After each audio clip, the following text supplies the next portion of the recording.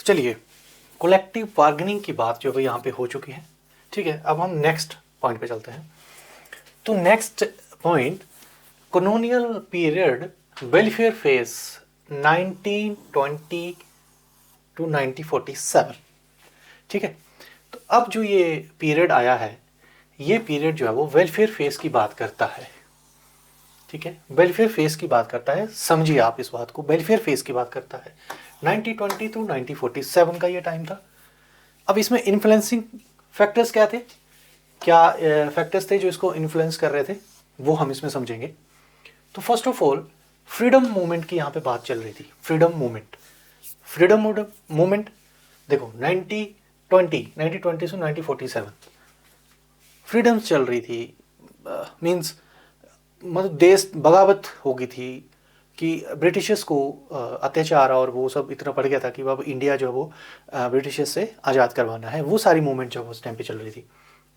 ठीक है, अब उस टाइम पे जब ये फ्रीडम चल रही थी, इसके साथ साथ जो है वो इंटरनेशनल लेवल पे भी कुछ एक चीज़ें थी जिसको international labour organisation ILO membership की बात यहाँ पे होती है 1990 में। ठीक है, इंडिया के साथ, जिसको ILO कहा जाता है, international labour international labour organisation.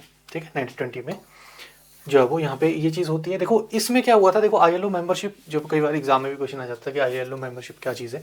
तो देखिए इसका मतलब ये है कि इसमें क्या था कि एक ट्रीटी हुई थी, एक काइंड ऑफ ना, तो ट्रीटी हुई थी, इसमें 44 कंट्रीज जो है वो इसमें मौजूद रही थी। ठीक है, वर ओरिजिनल मेंबर्स। ठीक है, 44 के ओरिजिनल मेंबर्स थे, with 29 being signatory of the treaty Versailles. ठीक है, वर्सैलेस एक ट्रीटी का नाम है वहाँ पे ना, तो ये मतलब वहाँ पे हुई थी। तो इसको ILO मेंबरशिप की यहाँ पे जो है वो इंटरनेशनल लेबर ऑर्गेनाइजेशन में इंडिया जो है वो इसमें एक्टिव मेंबर इसमें बना था। ठीक है, उसके बाद देखिए, अब जब ये चीज़ होगी, तो जब ये चीज़ हो जाती है तो क्या होता है कि ग्लोबल पे, ठीक है, ग्लोबल पे क्या होता है, ग्लोबल लेबर स्टैंडर्ड क्या होता है, ग्लोबल इंटरनेशनली लेबर स्टैंडर्ड। ठीक है, इंटरनेशनल लेबर स्टैंडर्ड की यहाँ पे बात हो रही है, तो वो चीज़ जो है वो यहाँ पे सेट हो जाती है। ठीक है, अब देखिए उस टाइम पे जब ये चीज़ हुई थी, तो जब ये चीज़ सेट करनी थी, ठीक है, तो उस टाइम पे कुछ एक इम्पॉर्टेंट लॉ भी जो थे वो लागू करने पड़े थे या हो गए थे या किए थे। ठीक है, इसी बीच में, किस बीच में, 1947 और 1920 के बीच में। तो सबसे पहले जो इम्पोर्टेंट लॉ इंट्रोड्यूस हुआ था उसको कहा जाता है payment of wages act 1936। Payment of wages act 1936। उसके बाद फैक्ट्रीज एक्ट 1934। देखो एक मैंने फैक्ट्रीज एक्ट आपको बताया था 1891 और 1881 का।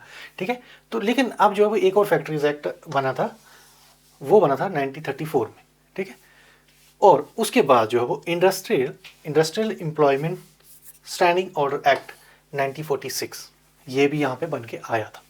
ठीक है, उसके बाद जो वो इंडस्ट्रियल डिस्प्यूट एक्ट 1947, जब फ्रीडम इंडिया मूवमेंट जब चल रही थी, ठीक है, फ्रीडम इंडिया मूवमेंट जब चल रही थी उस टाइम पे ये सारे जो है वो एक्ट्स पास हुए। ठीक है, या यूँ बोले कि ब्रिटिशर्स को करने पड़े, कुछ भी हम कह सकते हैं कि देखो ये तो उनको मजबूरी में ये करने पड़े ये सारे एक्ट्स, और ऐसे बनाने पड़े जो क्या हुए, वेलफेयर फेज वाले हो।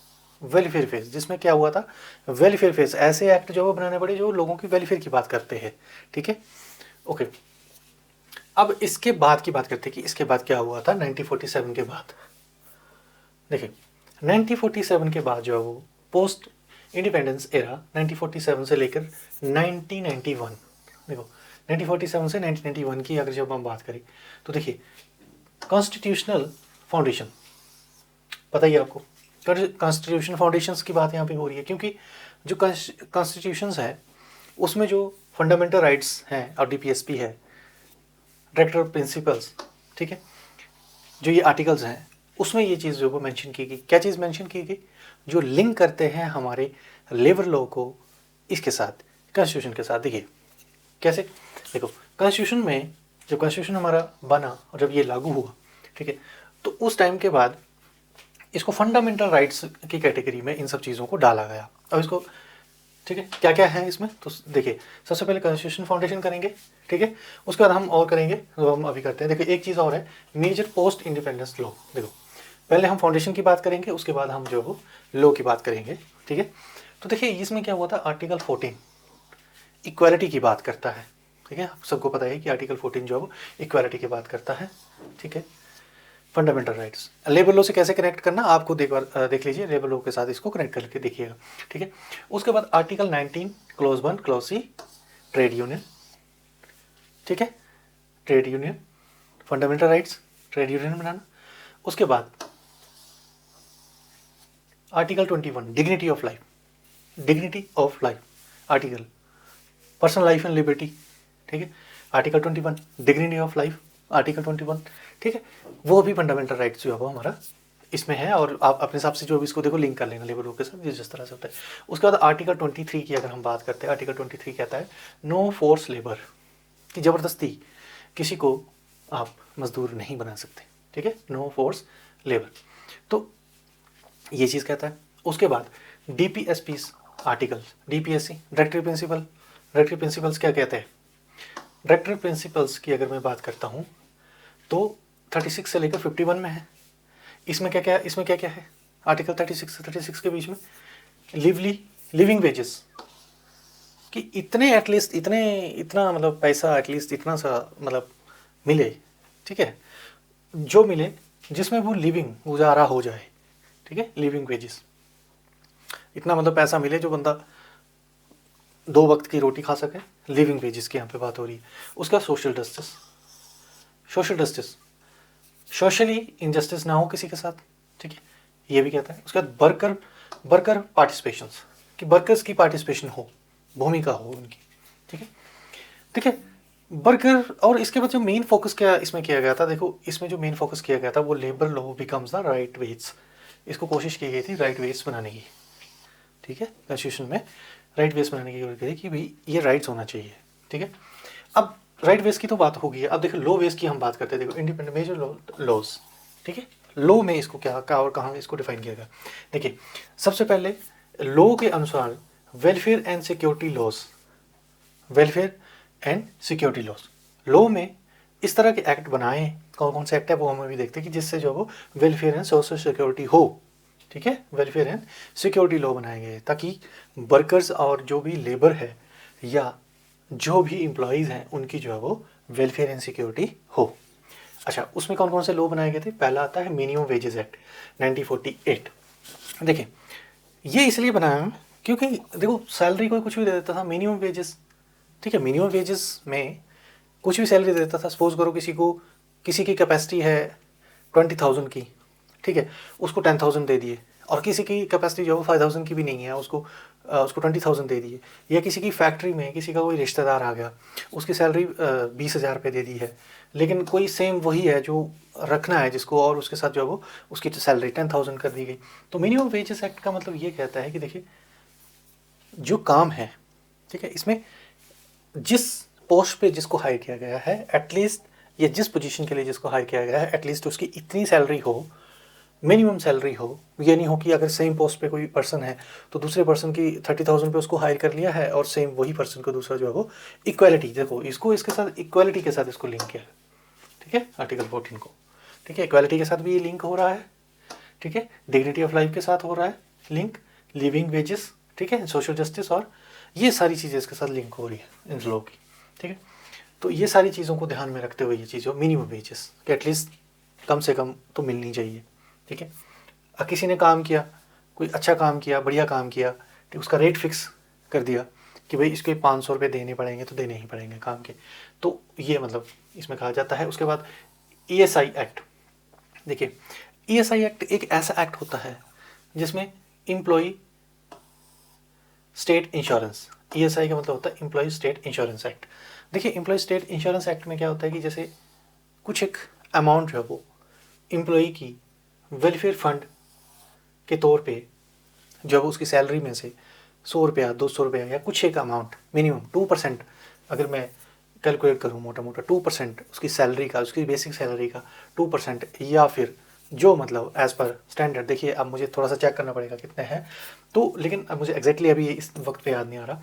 तो इसके लिए देखो मैं अलग से ESI एक्ट की जो ESI की अलग से एक वीडियो बना दूंगा, उसमें मैं पूरा मेंशन कर दूंगा। देखिए उसमें क्या कि एटलीस्ट जो वो कुछ एक अमाउंट जो है वो कटता है, और कटने के बाद जो है वो उनके वेलफेयर फंड में इकट्ठा हो जाता है। और ESI स्टेट जो इंश्योरेंस है, ठीक है, एम्प्लॉय इंश्योरेंस, ठीक है, एम्प्लॉय स्टेट इंश्योरेंस जो है उसमें वो जमा हो जाता है, ताकि उनको जो है वो एक देखो ESI का इसमें अगर मैं मेंस की बात करूं, देखो अगर सपोज करो कोई उनको कोई प्रॉब्लम आ जाती है, कोई हॉस्पिटलाइज हो जाता है, ठीक है, मैं थोड़ा सा आपको बता दूंगा इसका ओवरव्यू, बाकी थोड़ा सा मैं आपको अलग से इसकी वीडियो बना दूंगा, थोड़ा सा बता देता हूँ।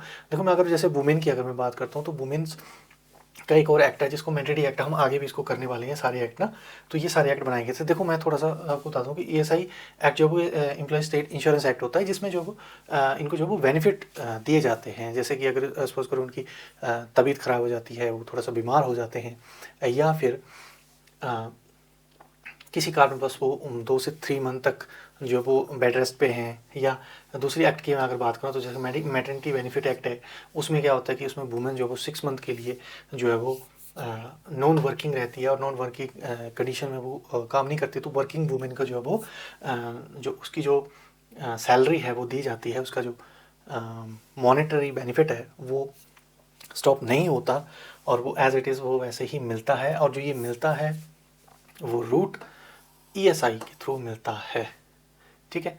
कई कंपनीज में ESI के थ्रू मिलता है। अब थोड़ा सा इसको थोड़ा सा देखना पड़ेगा, देखो तभी मैं थोड़ा मोटा मोटा आपको बता देता हूँ, मोटा मोटा मैं आपको बता देता हूँ कि मोस्टली जो है वो इसी इंश्योरेंस के थ्रू जो है वो मैटरनिटी बेनिफिट दिया जाता है, ठीक है। EPF एक्ट तो सबको पता है, ठीक है। एम्प्लॉय प्रोविडेंट फंड 1952 में ये भी हुआ। इसमें देखो बात किस चीज़ की कर रहे हैं, बोनस एक्ट की बात यहाँ पे हो रही है, कॉन्ट्रैक्ट लेबर एक्ट की यहाँ पे बात हो रही है। देखो अब इसमें क्या होता है, अगर मैं EPF की बात करूँ तो एम्प्लॉय प्रोविडेंट फंड होता है, एक फंड होता है जो 12% जो वो बेसिक सैलरी का कटता है कंपनीज़ का, सॉरी कंपनीज़ के एम्प्लॉई का, कंपनी काटती है उसकी बेसिक सैलरी का 12% रहता है, काट के जो है वो EPF अकाउंट में डिपॉजिट करवाती है। और EPF अकाउंट जो है उसमें जब ये जमा करवाती रहती है तो 12% बेसिक का, मोटा मोटा अगर मैं बात करूँ तो 18,000 एक एग्जांपल के लिए ले लेते हैं, 1800 सॉरी, तो वो जो है वो इसमें एम्प्लॉय का शेयर भी रहता है, एम्प्लॉयर का शेयर भी रहता है, और साथ में पेंशन का फंड भी इसमें रहता है। तो इसमें 3 पार्ट्स में ये होता है EPF फंड। देखो EPF को भी बहुत अच्छी तरह से समझेंगे, नेक्स्ट वीडियो में समझाऊंगा आपको, लेकिन जो EPF का मैं आपको थोड़ा सा एक ब्रीफ कर देता हूँ कि एम्प्लॉय प्रोविडेंट फंड होता है जो आपकी सैलरी में से कुछ एक मुश्त अमाउंट जो वो कटता है, और कट के जो EPF अकाउंट में डिपॉजिट होता है, जिसको आप बाद में इसको क्लेम ले सकते हो। चाहे एडवांस के लिए कर सकते हो, आप कंपनी में काम कर रहे हो तब भी आप उसको निकाल सकते हैं, लेकिन उसमें जो है वो ज़्यादा नहीं निकलता, उसमें 60 से 70% या 80% ही आप निकाल सकते हैं। अदरवाइज़ अगर आप जॉब छोड़ने के बाद या कहीं आप स्विच करते हैं, दूसरी जगह करते हैं, तो आप पूरा का पूरा जो है इसको विड्रॉल कर सकते हैं, या आप चाहो तो इसको नहीं भी विड्रॉल करेंगे तो आपका जो है EPF जो दूसरी कंपनी में ट्रांसफ़र हो जाता है। तो देखिए थोड़ा सा इतना काफ़ी है इसके लिए। और मैटरनिटी बेनिफिट की अगर मैं बात करता हूँ तो मैटरनिटी बेनिफिट जो है वो इसका मेन ऑब्जेक्टिव जो है वो वुमेन्स का इसमें दिया गया है, वुमेन्स का ये है, ये वुमेन्स के लिए बनाया गया है, जो वर्किंग वुमेन है, जो काम करती हैं एक एम्प्लॉयर के अंडर, जो वो काम करती है किसी एम्प्लॉयर के अंडर, और वो एम्प्लॉयर जो है अगर वो due to birth of child, जब वो माँ बनती है और उस टाइम पे माँ बनने के देखो बच्चे को केयर भी करना होता है, उनका देखभाल उनकी करनी पड़ती है, ठीक है। तो एक मिनिमम जो वो क्राइटेरिया जो 6 मंथ का रखा गया है गवर्नमेंट की तरफ से इस एक्ट में।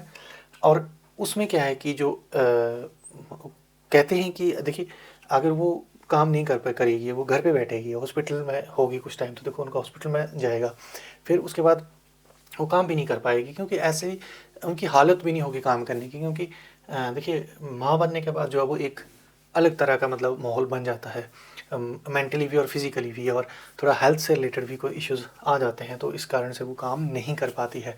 तो गवर्नमेंट ने इसीलिए जो है वो ये जो लॉ बनाया था वेलफेयर के तौर पे, कि वुमेन के साथ जो वो वेलफेयर जो वो को ध्यान में रखते हुए उनका शोषण ना हो, और उसके बाद भी वो मतलब जब उनकी सैलरी जो है उनको कंटिन्यू उनको मिलती रहे, ठीक है, उनकी सैलरी जो है वो उनको मिलती रहे, और उनकी सैलरी नहीं कटनी चाहिए, ठीक है।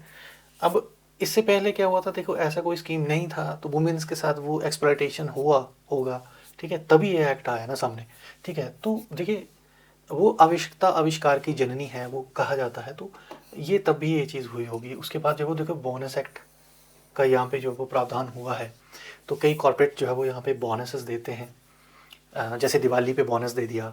दिवाली पे कई लोग क्या करते हैं कि जो मंथ की सैलरी होती है वो जो है वो बोनस के तौर पे साल के बाद उनको दी जाती है। जैसे मार्च में फाइनेंशियल ईयर ख़त्म होता है तो 31 मार्च की जो सैलरी आती है वो डबल आती है, तो कहते हैं कि हमें बोनस दिया गया।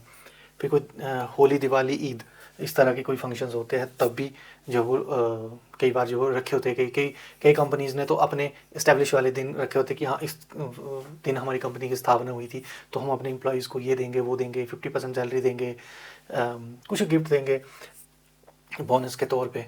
ठीक है। अभी पंचकूला की एक कंपनी का मैंने सुना था, पंचकूला की, हरियाणा, मुझे याद नहीं आ रहा, पंचकूला की एक कंपनी है, हरियाणा की ही कंपनी है, कोई फार्मा कंपनी है, वो बोनस के तौर पे अपने एम्प्लॉयज़ को कार गिफ्ट कर रही हैं। लो यार, कितनी बढ़िया बात है। ऐसी कंपनीज़ में तो मैं बोलता हूँ सबको जाना चाहिए, है, सबको मिले ऐसी कंपनी। तो वो मतलब जो वो बोनस के तौर पे उनको दी जाती है। तो देखिए बोनस एक्ट भी बनाया गया था। ठीक है। तो उसके बाद जो है वो इसमें कॉन्ट्रैक्ट इसमें कॉन्ट्रैक्ट लेबर एक्ट 1970 वो भी जो है वो यहाँ पे बनाया गया था। वो इसलिए बनाया गया था, देखिए अब ये भी है, देखिए वेलफेयर एंड सिक्योरिटी के तौर पे। देखिए ये जितने भी लॉज हैं, देखिए काफ़ी मैंने टाइम लगा दिया इस लॉ को बताने में, बट देखिए ये काफ़ी मतलब बहुत बड़े बड़े एक्ट हैं, और देखिए इनको समझाने के लिए ना एक पूरी अलग अलग से वीडियो बनानी पड़ेगी इनके ऊपर।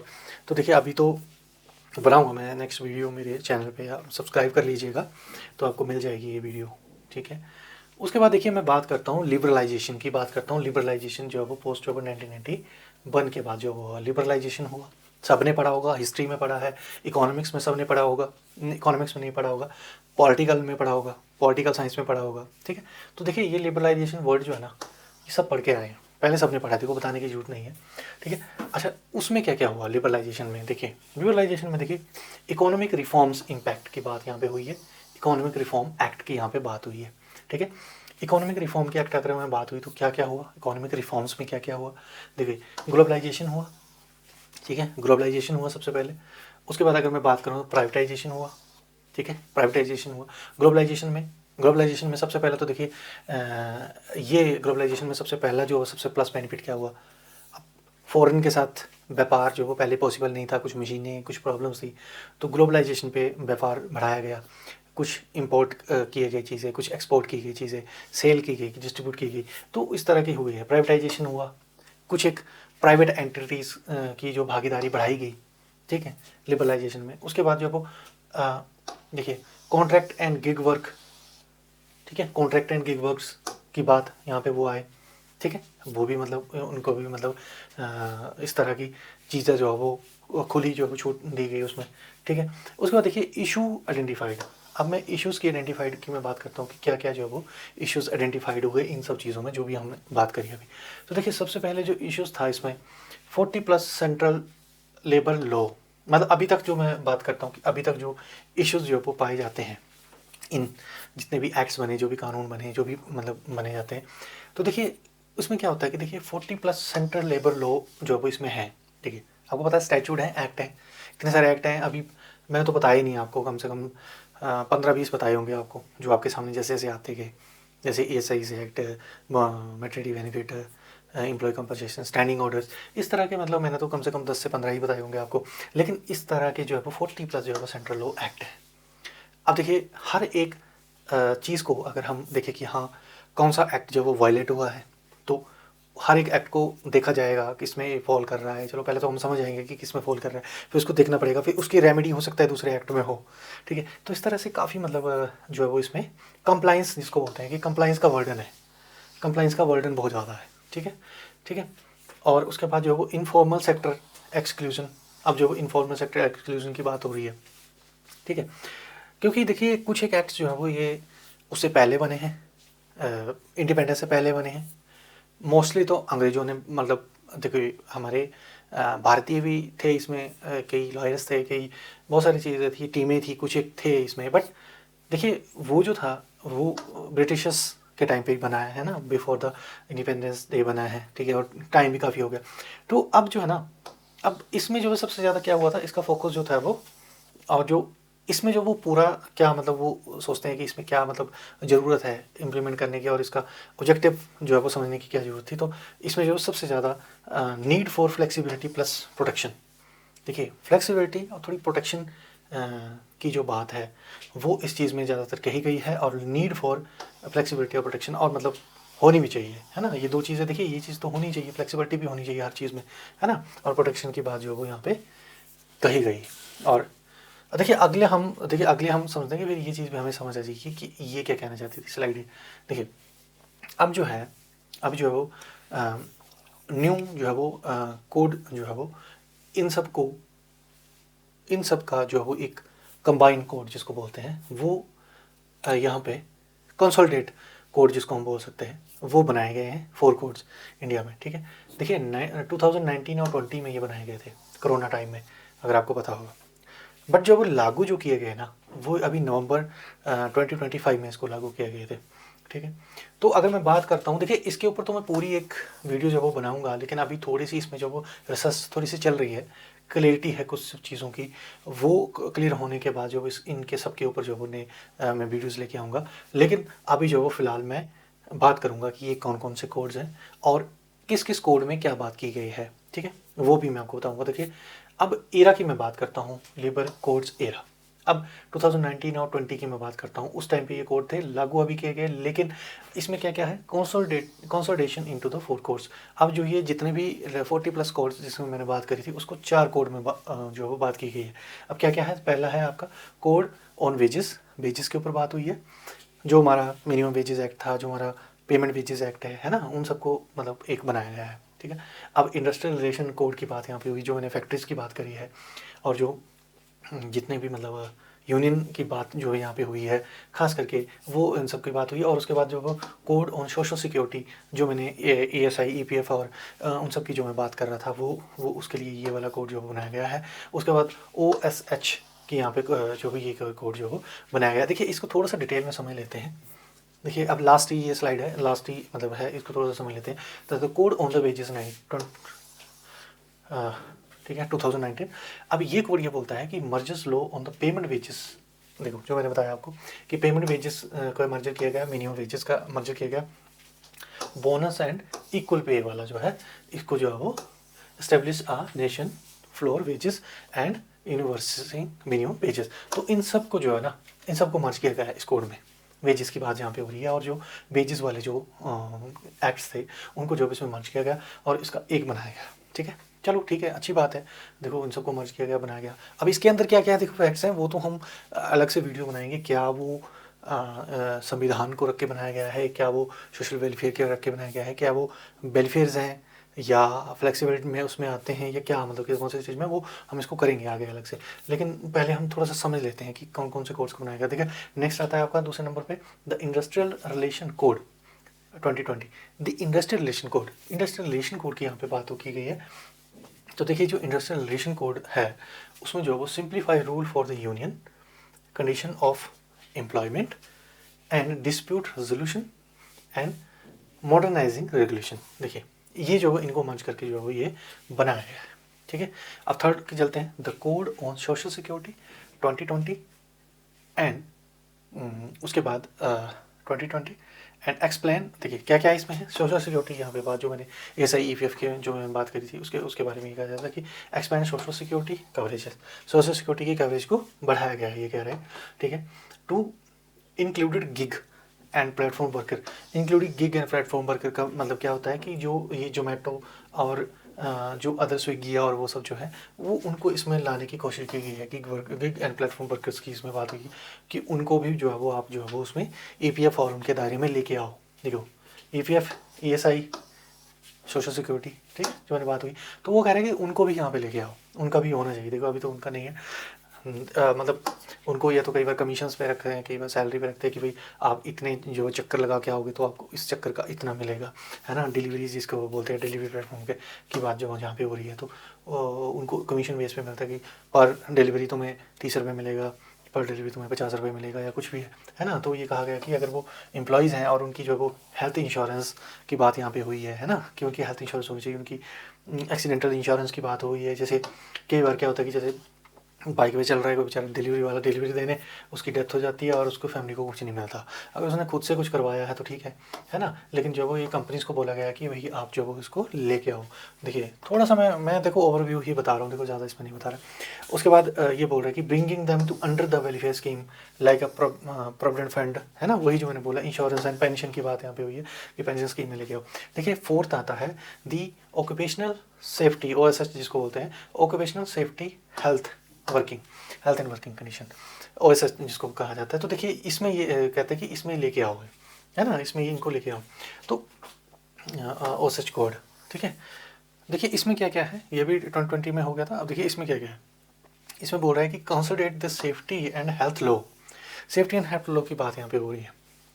देखिए अब थोड़ा सा मैं बता देता हूँ इसमें। देखिए अगर बात करी जाए तो देखिए वुमेंस के बारे में बात की गई है कि वुमेंस जो है वो इसमें वर्किंग कर सकती हैं नाइट शिफ्ट। पहले जो वो अभी मतलब जो अभी जो कानून है उसके अकॉर्डिंग अगर मैं देखूँ तो वुमेंस को जो आफ्टर 7 जो वो नाइट शिफ्ट करना जो मतलब चलिए देखिए इसके बारे में देखिए हम बाद में बात करते हैं, जो भी है थोड़ा सा इसके रिसर्च करके। अभी बुक्स वगैरह भी पब्लिश नहीं हुई है, थोड़ा सा इसके बारे में थोड़ा सा और इसके बारे में रिसर्च करके फिर मैं आपको इसके बारे में बताऊंगा। लेकिन हम अभी जो फिलहाल जो हम इतना ही करते हैं कि ये स्टैंडर्डाइज वर्किंग कंडीशन की यहाँ पे बात हुई कि थोड़ा सा जो स्टैंडर्ड है वर्किंग वर्क का वो होना चाहिए, ठीक है। मतलब जो आवर है, ठीक है, मतलब कितने घंटे काम करना चाहिए, और जो लीव्स है ना, उसके बारे में यहाँ पे बात हुई है। And cover diverse sector from the factories to constructions, ठीक है। तो मतलब इसमें बात की गई है कि जो कंस्ट्रक्शंस है और जो फैक्ट्रीज़ हैं जहाँ पे हज़ार्ड और नॉन हज़ार्ड्स की बात यहाँ पे हुई है कि नॉन हज़ार्ड्स की क्या रहेगी सेफ्टी और उनके हेल्थ से रिलेटेड क्या रहेंगे, कौन पर्सन जो वो कहाँ जो वो काम करेगा, कौन कौन नहीं करेगा हज़ार्ड्स में, कौन नहीं नॉन हज़ार्ड्स में काम करेगा, है ना, उनका टाइमिंग क्या रहेगी, कैसे कैसे रहेगा, उनकी सेफ्टी जो भी इक्विपमेंट्स क्या रहेंगे। और मतलब ये इन सब चीज़ों की इसमें जो है बात की गई है। तो ये 4 जो है वो इसमें इनको डिवाइड कर दिया गया है, ठीक है। तो देखिए तो ये था दोस्तों जो मेरा पूरा जो टॉपिक था, ये छोटा सा टॉपिक था। और मैंने जब वो लेबर लॉ की हिस्ट्री को जो पूरा कवर करने की कोशिश की थी कॉलोनियल टाइम से लेकर के अभी स्टिल 2025 तक की मैंने कवर करने की कोशिश की है, नवंबर 2025 तक की कवर करने की कोशिश की है। देखिए वीडियो अच्छा लगे तो लाइक कर दीजिएगा, कमेंट कर दीजिएगा। और कोई आपको लगता है कि इसमें मेरी तरफ से कुछ कमी रह गई है तो आप कमेंट कीजिएगा, मैं थोड़ा सा उसको ठीक करने की कोशिश करूँगा। एंड देखिए मैं कोशिश कर रहा हूँ कि काफ़ी मतलब रिसर्च करके थोड़ा सा जो ऐसे ऐसे वर्ड्स जो सीखे थ्रू मैं शॉर्ट करके जो मैं समझाने की कोशिश करूँ ताकि वो जल्दी समझ आ सके। और आप चाहो तो इन पॉइंट्स को नोट भी कर सकते हैं, ठीक है। तो एक बार मैं फिर से स्लाइड्स को भी रिमूव कर देता हूँ, ठीक है। तो हिस्ट्रीज़ की अगर मैं बात करूँ तो टू द वहाँ से लेकर एंड तक तो मैं एक बार रिव्यू कर सकता हूँ। अगर किसी को नोट्स चाहिए होते हैं तो वो भी कमेंट कर सकता है। अपनी मेल आईडी जो वो कमेंट में नहीं करना, मैं आपको इसका टेलीग्राम का लिंक दे दूँगा, ठीक है। उस पर आप जो है वो मुझे नोट्स लिख सकते हैं, आपको मिल जाएंगे, ठीक है। ये तो एक बार आप इसको देख लीजिएगा या फिर वीडियो को बैक कर लीजिएगा एंड वीडियो को बैक करके देख लीजिएगा। तो धन्यवाद, थैंक यू, मिलते हैं नेक्स्ट वीडियो में। सब्सक्राइब कीजिएगा, थोड़ी सपोर्ट कीजिएगा।